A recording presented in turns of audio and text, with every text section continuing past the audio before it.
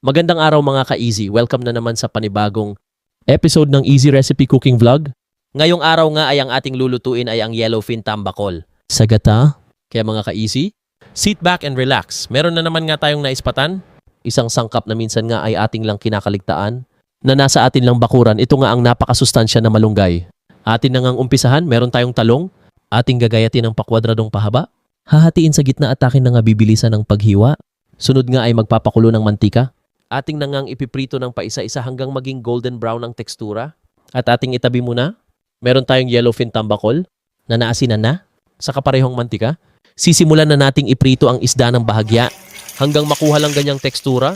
Atin na munang iaahon at isang tabi pansamantala. Tayo na ay magsisimulang maggisa. Mauna ang bawang, isasangkot sa ng bahagya. Susunod ang sibuyas at pinitpit na luya. At ito na nga at ating nang ikakasa. Atin na ngang ibubuhos ang unang piga, nakakanggata, at pakukuluin ng bahagya.